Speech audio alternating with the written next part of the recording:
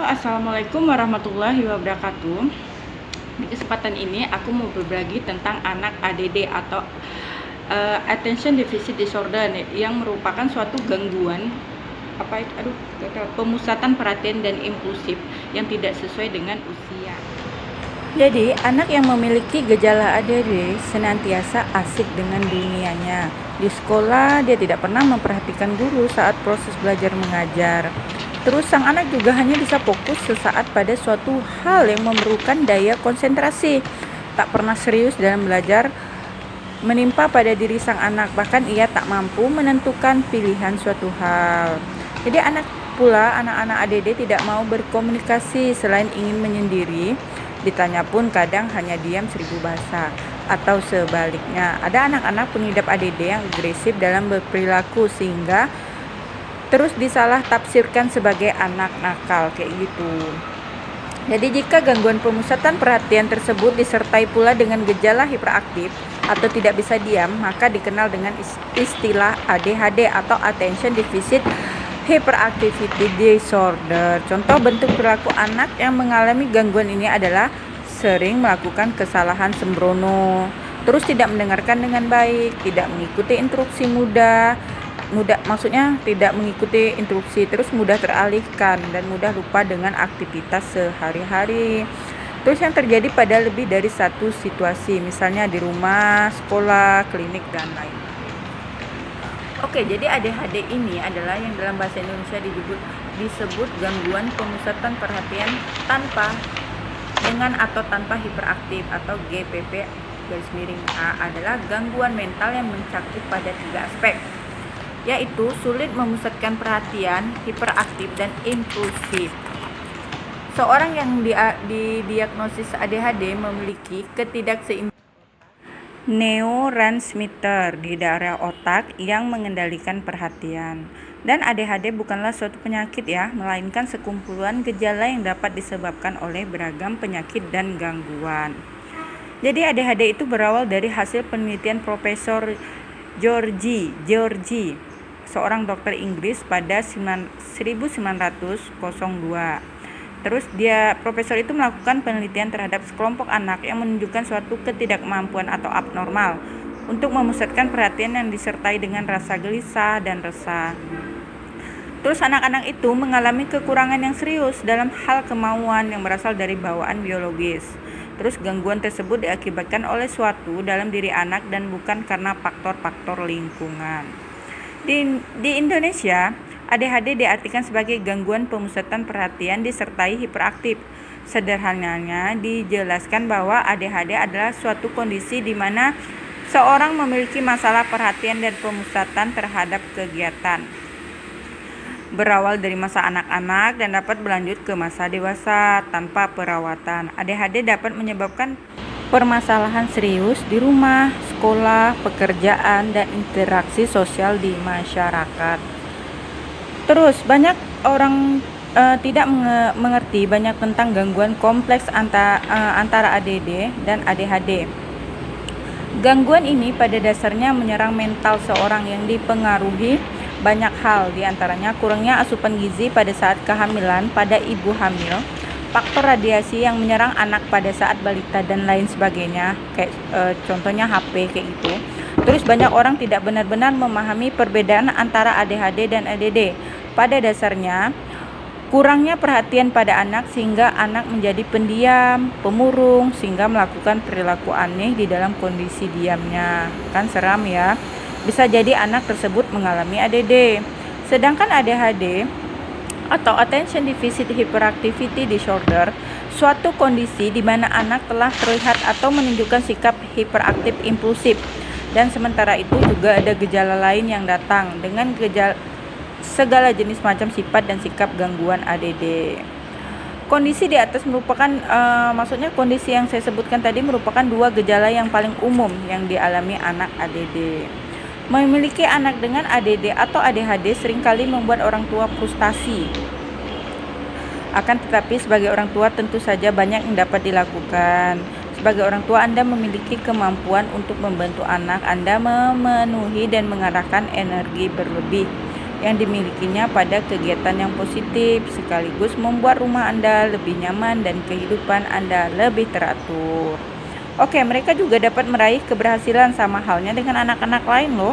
Semakin dini dan konsisten orang tua dalam menangani permasalahan yang dialami anak, semakin besar pula kesempatan mereka untuk meraih keberhasilan di masa depan. Kayak gitu ibu-ibu. Ciri dan gejala umum ADHD biasanya mulai timbul pada usia 3 tahun loh. Namun pada umumnya baru terdeteksi setelah anak duduk di sekolah dasar. Ketika situasi belajar formal menuntut pola perilaku yang terkendali, termasuk permusatan perhatian dan konsentrasi yang baik. Ciri utama gangguan ini adalah adanya kecenderungan untuk berpindah dan satu kegiatan kepada kegiatan lain, tanpa dapat menyelesaikan tugas yang diberikan.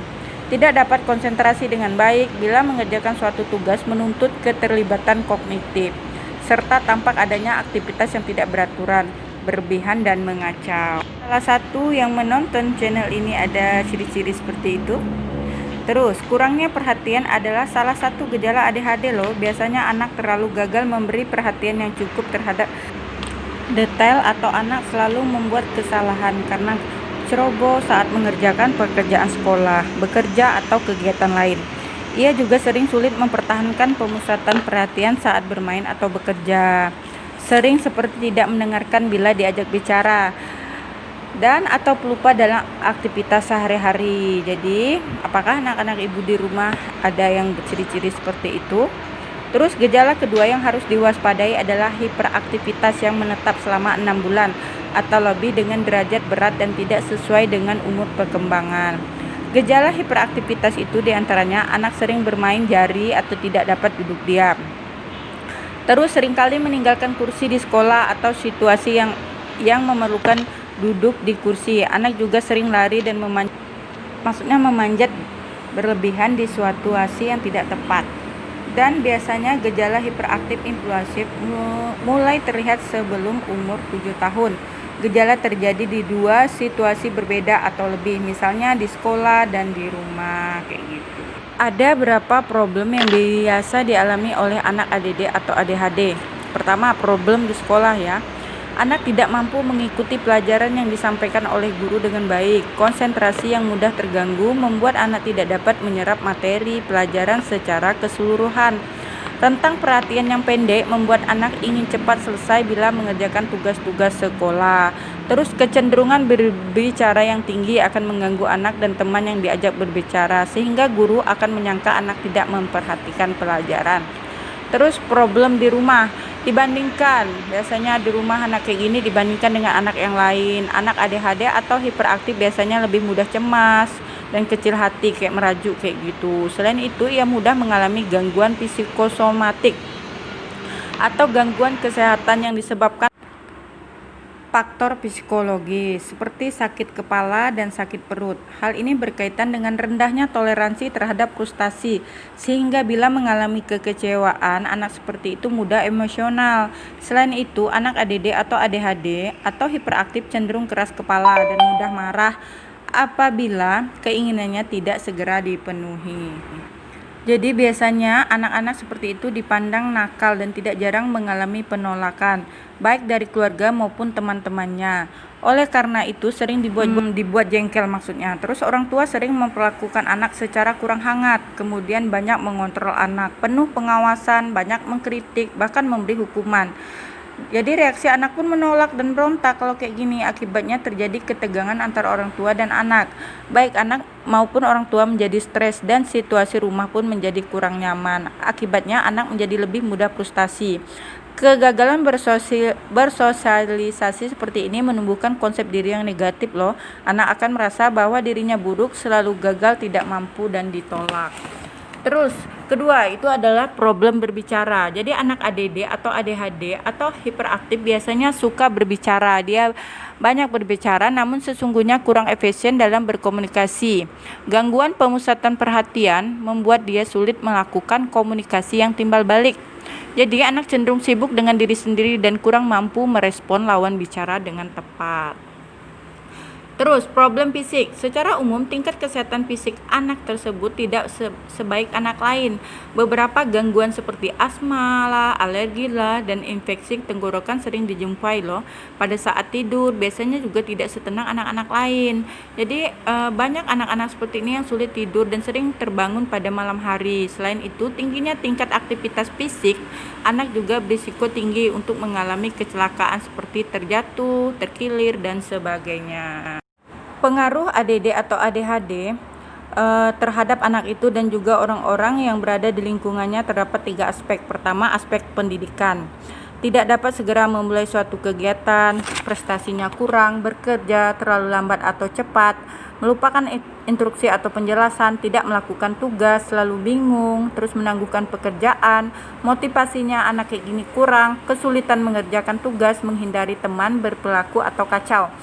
Yang kedua, aspek perilaku. Anak kayak gini biasanya sering menuntut, terus turut campur dengan orang lain, mudah frustasi, kurang mengendalikan diri, tidak tenang, terus lebih banyak bicara, suka menjadi pemimpin, mudah berubah pendirian, terus mengganggu, cenderung untuk mendapatkan kecelakaan, juga mudah bingung, mengalami hari-hari baik dan buruk. Yang ketiga, berpengaruh pada aspek sosial. Mementingkan dirinya sendiri atau egois. Terus dia mudah cemas, kasar, tidak peka, tidak dewasa atau mudah tertekan, harga diri rendah maksudnya, keras, sering membuat keributan, tidak berpikir panjang, biasanya kayak gitu. Terus menarik diri dari kelompok atau menyendiri, sering berperilaku tanpa perasaan, tidak mau menunggu giliran atau tidak mau antri. Untuk penanganannya, menurut buku yang aku baca, cuman aku nggak bisa jelasin secara detail di sini, kisi-kisinya aja. Jadi melihat penyebab ADD atau ADHD yang belum pasti terungkap dan adanya beberapa teori penyebabnya, tentu banyak sekali terapi atau cara dalam penanganan sesuai dengan landasan teori penyebabnya. Jadi perlu diketahui, ADD atau ADHD tidak dapat disembuhkan, tetapi dapat dikurangi gejalanya. Jadi terdapat 4 cara yang dapat dilakukan, yaitu dengan terapi. Bisa terapi medikasi atau farmakologi, bisa terapi nutrisi, bisa terapi biomedis, bisa terapi bermain. Terus dengan obat. Stimulan merupakan jenis obat yang paling banyak dipergunakan untuk ADD atau ADHD. Terus TCC atau triclinic antidepresan. Aku nggak tahu nyebutnya kayak gimana. Terus pokoknya TCA. Sangat efektif dalam mengatasi suasana hati karena merupakan jenis antidepresi. Akan tetapi TCA bekerja lebih lambat dan berisiko dalam penggunaannya. Terus ada juga Catapres namanya. Jadi selain obatan kayak gitu juga bisa penanganannya melalui lingkungan rumah. Misalnya berapa hal yang perlu diperhatikan rumah, misalnya pengaturan waktu, ruangan untuk melakukan aktivitas, dan mungkin tepat untuk anak jika ingin menyendiri. Terus sekolah. Berapa hal yang perlu diperhatikan di sekolah, misalnya ruang kelas, serta kerjasama dan perhatian guru. Ini dilakukan misalnya dengan membuatkan kartu yang berisi kegiatan anak dalam 1 hari beserta keterangan apakah ia sudah melakukannya dengan baik. Gitu. Terus teman, berapa hal yang perlu diperhatikan dengan teman, seperti mengawasi permainannya, misalnya mencari tahu apakah akan ia mainkan dan berapa jumlah temannya. Untuk menghindari agar anak berpasangan, diusahakan agar teman yang ada setidaknya 3 orang atau berjumlah ganjil. Ajarkan kemampuan yang belum dikenal kayak gitu. Yang berikutnya penanganannya, perubahan tingkah laku. Ada 3 langkah untuk mengubah tingkah laku. Pertama, uraikan masalah dengan cara positif. Jangan menyebutkan persoalan, tetapi katakan apa yang kita inginkan, berikan contoh kelakuan yang baik. Terus, tentukan tujuan yang dapat dicapai. Ketika Anda menguraikan masalah dengan cara positif, sebaiknya Anda sudah menentukan tujuan yang ingin dicapai. Terus, berikutnya, bekerjalah sesuai dengan tujuan. Anak dengan ADD atau ADHD akan memberikan reaksi jika diberi penghargaan, ujian atau hadiah. Jadi kita harus sering-sering kayak menghargai kerja mereka, terus memberikan pujian. Hari ini kamu cantik atau wangi atau kamu rajin kayak gitu. Terus memberi hadiah walaupun kecil, sebungkus permen pun mereka akan senang kayak gitu. ya. Jadi berikan pujian sesering mungkin meski dia tidak mencapai tujuan yang kita inginkan. Jadi menurut aku kalau misalnya murid tidak mencapai tujuan yang kita inginkan, ya tetap harus dikasih pujian, bukannya malahan kok kayak gini aja kamu nggak bisa, kayak gitu. Hindari omongan seperti itu ya. Jadi apapun bentuk penanganan yang dipilih dengan atau tanpa obat, hal utama yang perlu diperhatikan adalah menerima dan memahami kondisi anak. Jadi orang tua dan pendidik perlu memahami bahwa tingkah laku si anak yang tidak pada tempatnya didasari oleh keterbatasan dan gangguan yang ia alami. Jadi kayak gitu. Jadi kita harus mencoba memahami perilakunya, memahami kenapa sampai habis anak di bisa channel berperilaku YouTube Mama seperti Maria itu, kenapa bisa dengan topik beraktif. ADD atau ADHD tadi. Jadi aduh jatuh. Jadi salah satu sumber buku yang aku baca itu sumber materi yang aku baca itu dari buku ini. Yang judulnya Lebih Paham dan Dekat dengan Anak ADD dan ADHD karangan Isna F. Perdana. Gitu.